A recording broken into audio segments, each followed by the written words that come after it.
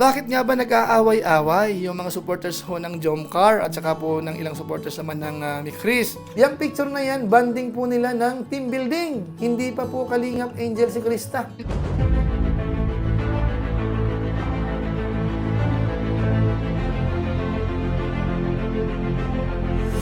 Ayun, shoutout guys, muli po, welcome to my YouTube channel.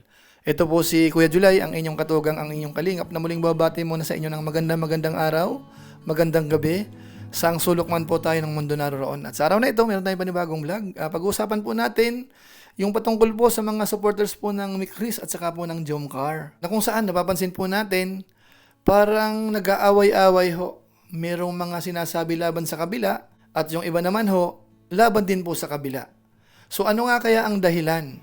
Bakit nagkakaganon? Tapos isasama po natin yung patungkol po sa mga fake account. Bakit nga ba ginagawa ito? Bakit ikinakalat? Ano kaya ang mga motibo, mga kababayan po natin?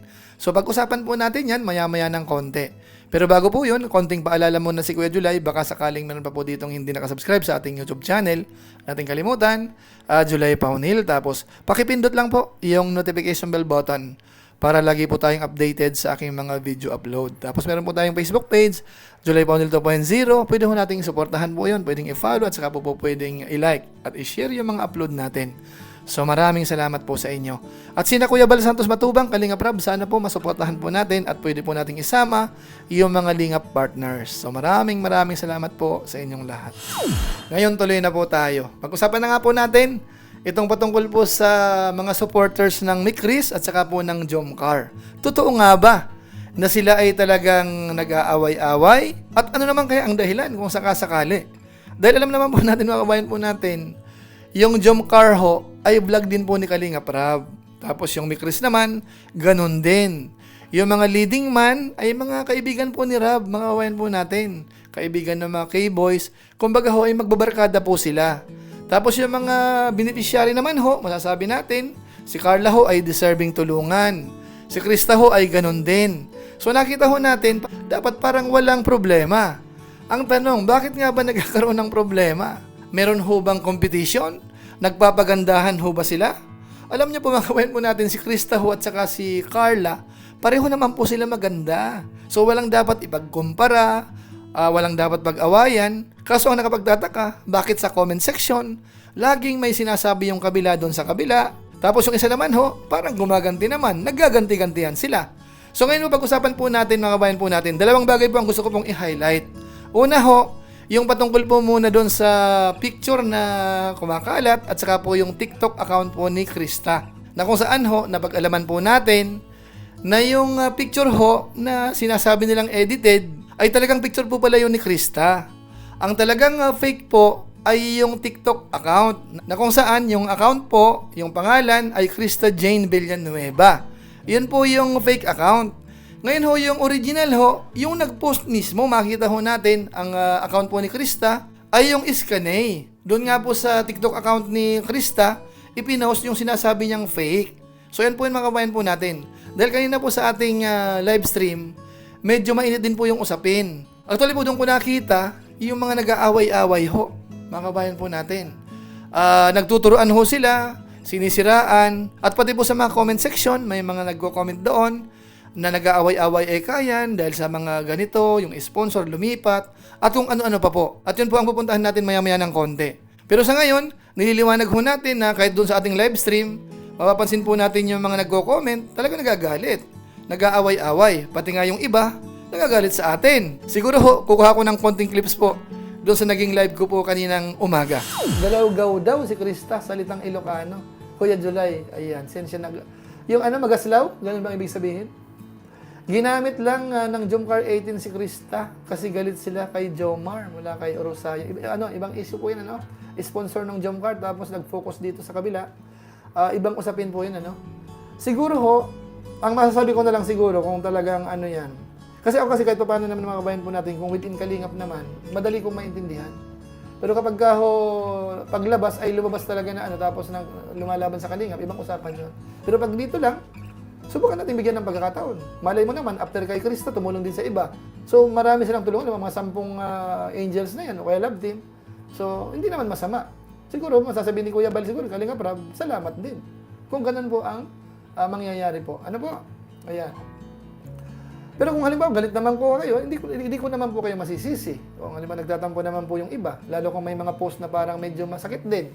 So naiintindihan po natin yun. Ano po? Minsan kasi sa mga post po kasi ang problema sa mga post at saka po sa mga GC nga. Ang next topic natin sa GC naman po, makawain po natin. So minsan po doon nawewendang nawewendang po yung mga magkakaibigan, mga supporters dahil po doon. Rosana Simangan, sabi tandem lang, pero ang usapan nila puro love, masyado pa bata para imulat nila sa ganyang usapan. Hindi ako basher. Mula kay Rosana Simangan. Miss Vic 43, wala namang masama sa suot kasi nagsusuot naman si Krista ng ganyan, nagpapageant naman siya. Ano big deal doon? Ayan. Pwede naman po na nagsusuot ng ganyan, pero ibig sabihin po, yung ikinakalat na picture ho, kung fake or hindi. Kung sakali man, may iba kayong picture o kaya ibang nakita natin sa na sumali si Krista na ang suot niya ay mas malaswa pa dyan o kaya mas ano pa. Adi, nandun yun. Pero ang ano po natin sa ngayon kasi, yung ikinalat ngayon na nababas si Krista, yung picture na yan, na sinasabi nga daw po, edited po yung picture. Ano? Ayan. Team Milk Tea, hindi po fake ang picture. Basahin natin. Yung picture na yan, banding po nila ng team building. Hindi pa po Kalingap Angel si Krista. Ang fake po yung gumawa ng fake TikTok account. Ang sinasabi niya, yung picture na yan ay legit yan. Legit. Ano po? Base kay Freya May, ano? Ang fake po yung may gumawa ng fake TikTok account po. So, lumalabas ito po, hindi na po picture. Hindi na po picture, mga kabayan po natin, ang tinutukoy na fake. Hindi na ho yung picture, kundi yung TikTok. So, lumalabas po dito, ang parang nako-confirm na itong picture ay legit. Kung yun ang totoo, ay kailangan natin tanggapin. So yun mga kabayan po natin, yun po yung ilan sa mga napag-usapan kanina, ilan po sa mga nabasa natin. Sinasabi po doon na kinakalat daw yung picture. Kung medyo pa-sexy kasi yung picture, ang sinasabi ng ilan, ang nagpapakalat daw ay yung mga Jomcar supporters. Na kung saan naman ho, mahirap po namang mag-assume kaagad na ganun ang ginagawa. Kasi malay ho natin, kung sino nagpapakalat po nun, mahirap pong ibintang. Ngayon kung sakasakali naman hong 100% sigurado yan, so, siguro, i-report lang siguro para magawan po ng paraan yan at mapagsabihan mga kabayan po natin. Pero hindi po pwede na ibintang ho natin sa lahat ng supporters ng Jomcar na yun po ang ginagawa nila. Kasi magtatampo naman po yung iba kung sakasakali namang paratangan ho natin sila yung bang lahatan. At ganoon din po sa kabila. Yung sinasabi naman na ang naninira naman sa Jomcar ay yung mga Krista naman, syempre ho magtatampo din. So sana maliwanag na yun yung kumakalat pong picture at saka po yung TikTok account ni Krista. Inuulit po natin, yung picture ho, yun po ay talagang picture ni Krista. Hindi daw ho yun edited. At ang fake po ay yung TikTok account na kung saan, siyempre ho, ginagamit yung ilang picture doon, yun po ang tinutukoy ni Krista na fake. So sana ho maliwanag yun. So ngayon po ang tanong, bakit nga ba nag-aaway-away yung mga supporters ho ng Jomcar at saka po ng ilang supporters naman ng Mikris? Alam niyo po, base din po sa comment section, may mga nababasa ho tayo na kaya daw yan nag-aaway-away, ayaw magsuportahan. Kasi daw ho, yung ilan sa mga big time sponsor, lumipat daw po kay Mikris, mga kabayan po natin. Siguro naman, nababasa nyo po yan sa mga comment, sa live stream, mga live chat, tapos ho sa mga comment mismo, sa mga na-upload ho natin, talagang nababasa po natin yon. Kasi lumalabas kasi sa ngayon, alam naman po natin, na yung ilan po sa grupo ho ni Yang Mi ay sumusuporta ho dito kay Mikris, kay Krista. At nakita po natin nung latest vlog ni Kalingap Rab, talagang bonggang-bongga, maraming regalo ho. Gaya po nung nabanggit ko minsan, na nagugulat ako sa dami ho ng mga sumusuporta ho kay Krista, mga big time ho, malaking pera mga kabayan po natin. So ang dating po, sa pagkakaintindi ko, base sa mga comment, parang yun daw ang parang dahilan kung bakit sila ayaw sumuporta sa Mikris. So ano po sa tingin ng mga viewers natin? Totoo ho kaya yun? Pwede nyo pong i-comment po sa baba. Kung sa palagay ho natin, isyan sa mga dahilan kung bakit parang hindi magkaintindihan ho yung magkabilang supporters po. Itong Mikris at saka po ng Jomcar, mga kabayan po natin. Ngayon, ang masasabi ko lang, gaya po ng nabanggit ko rin po kanina sa ating live stream, yung mga sponsor ho kasi parang malaya po sila. Kung sino po ang gusto po nilang suportahan, mahirap po silang diktahan. Kumbaga, malaya po talaga sila. Sila ang makakapamili. Ngayon, ang sa akin lang po siguro, mga kabayan po natin, hindi naman masama na tumulong ho sa mga ilang beneficiaries ng Team Kalingap. As long as nasa loob naman ng Kalingap yan, kumbaga parang okay lang mga kabayan po natin. At sana naman ho, kahit tumutulong sa iba, siguro naman tumutulong pa rin po doon sa existing na tinutulungan po nila. O kaya dito po sa Jomcar nga mga kabayan po natin. Sana hindi po ako nagkakamali.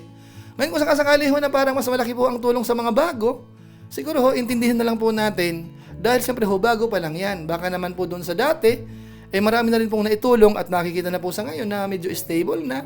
Marami na rin pong ibang sponsor. So kaya ho siguro lumilipat naman po sa iba. Ano po, ang panawagan lang po natin, kung sakasakaling ganun po ang status, iwasan lang po yung mga post na makakasakit naman ho, doon naman sa ibang love team, mga kabayan po natin. At yun naman po ay ginagawa natin kasi nahihirapan din po ako nahihirapan tayo na nagkakaroon po ng friction, yung supporters po ng Mikris at saka po ng Jomcar. Kasi lahat po sila ay vlog naman po ni Kalingap Rab. Si Kalingap Rab ho, wala namang tulak kabigin dyan. Ganon din po tayo, mga kasamahan nating mga reactors, wala din po kaming tulak kabigin. So, ang nakita ko pa po dito, kung sakasakali sana magtutulungan yan, makikita natin lalong lalakas ho ang views po ng bawat isa. Actually po, napapansin ko rin yan, parang sa mga live stream natin, para bang minsan nagkakanya-kanya. Tapos, yung iba naman ho ay nandyan naman present. Pero hindi ho yung volume. O kaya yung dami ho ng mga supporters. Kasi kung solid ho yan, dapat automatic, laging maraming nanonood. Kahit po sa mga vlog po ni Kalingap Rab, kung yung mga love team supporters ho ay magtutulungan, lagi hong yan, kalahating milyon po yan, 24 hours, kuha po yan. At madali pong iakyat yan sa million views kung nagkakaisa po sana. Kaso nga lang po parang hindi po ganun ang nangyayari. Aminin at sa hindi man po natin, iyon po ang sa obserbasyon ko lang po, mga kabayan po natin. Kaya ang sa akin po, pakiusap, sana ho, iwasan na po natin yung pag-aaway-away, parang competition ang dating, nagpapagandahan, nagkokomento ng hindi maganda sa bawat isa. Ang sa akin po, kung po pwede hong magkatulungan, mas maganda ho. Dahil part po sila ng Big 3 sa ngayon, mga kabayan po natin. So yun lang po muna siguro ang ating reaction video po sa pagkakataong ito. At ang hangad po natin ay sana magtulungan yung supporters po ng Jomcar at saka po ng Mikris. At sabihin na po natin, yung iba rin po mga love team, ibang mga supporters ng mga beneficiaries po natin, ay sana ho magkaisa po tayo sa Team Kalingap. Mas maganda ho siguro kung okay, walang mga problema, walang bangayan. So maraming salamat po sa inyo. Naway nakatulong po ito, parang konting pagliliwanag ho sa mga bagay-bagay dito po sa Team Kalingap. At kita-kita ulit tayo sa mga susunod pa nating vlog. At salamat doon po sa mga hindi nag-skip ng ads, masipag mag-like at saka po nag-share. Kaya kung inyo po ito nagustuhan, pwede naman po nating i-share. So maraming salamat po sa inyo. So muli, ito po si Kuya Julay, ang inyong katugang, ang inyong kalingap na pansamantalang nagpapaalam po muna. Kita-kita ulit tayo sa mga susunod ko pang vlog. Maraming salamat sa inyong walang sabang pagsuporta po sa ating YouTube channel. Pagpalain nawa kayo ng Diyos, pabay tayong lahat. God bless! Bye-bye!